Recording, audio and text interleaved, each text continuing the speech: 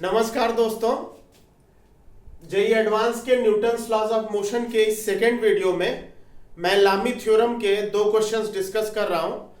और लामी थ्योरम मैंने पिछले वीडियो में बताया था और इस क्वेश्चन नंबर 1 उस पर डिस्कस 1 और 2 डिस्कस किया था। क्वेश्चन नंबर 3 ये है कि इन दो स्ट्रिंग्स के हेल्प से सीलिंग और वॉल से ये 40 केजी का ब्लॉक सस्पेंडेड है, लटकाया गया है। ये एंगल 37 डिग्री है, ये 53 डिग्री है। तो इन दोनों रस्सियों में टेंशन कितना है ये आपको निकालना है। तो अगर 50 केजी का देखें तो 50 जी वेट हो जाएगा। इस रस्सी में टेंशन T1 है, इसमें T2 है। ये एंगल 37 डिग्री दिया है बच्चों, ये 53 डिग्री, दोनों को जोड़ देंगे तो 90 हो जाएगा। ये पूरा 180 है, तो 180 में से 90 माइनस कर देंगे तो ये एंगल 90 आ जाएगा।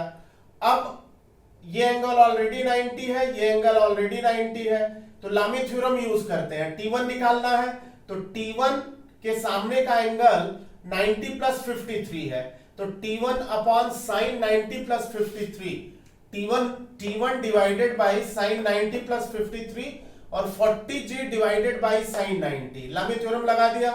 अब साइन 90 प्लस 53 कॉस 53 हो गया 40G मतलब 400 और साइन 91 हो गया। तो इस तरह से T1 अपॉन साइन कॉस 53 की वैल्यू 3/5 होती है और 400 अपॉन 1।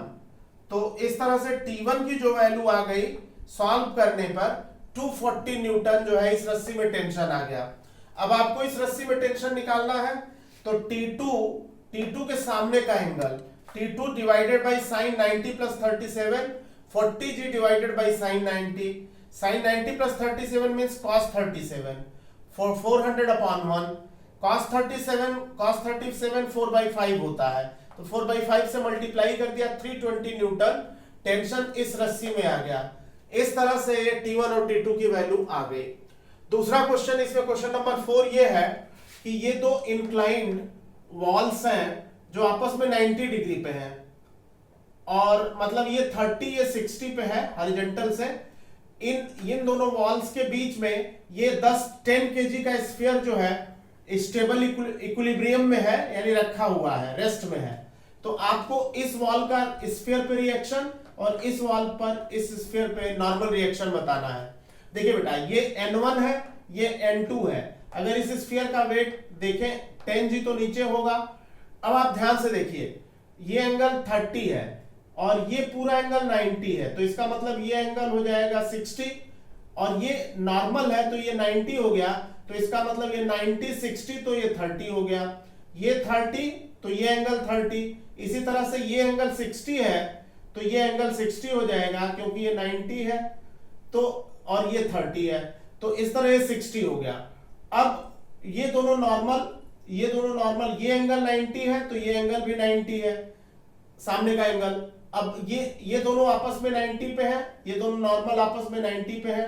तो अब अगर आप लामी थ्योरम यूज करते हो तो N1 के सामने का ये पूरा एंगल लेना होगा आपको, N1 upon sine 90 plus 30, sine 90 plus 30, 10G के सामने का एंगल साइन 90, साइन 90 प्लस 30 का मतलब कॉस 30 हो गया और ये 100 अपॉन 1 हो गया। तो यहां से N1 हो गया 100 इंटू √3/2, कॉस 30 की वैल्यू √3/2, इस तरह से 50 √3 न्यूटन ये फोर्स आ जाए, ये जो है नॉर्मल रिएक्शन आ जाएगा। अब N2 निकालना है इस वाले वॉल का, तो N2 के सामने का ये पूरा एंगल ले लेंगे, यानी कि साइन 90 प्लस 60 हो जाएगा, 10G divided by sine 90, sine 90 plus 60 cos 60 हो गया 100/1।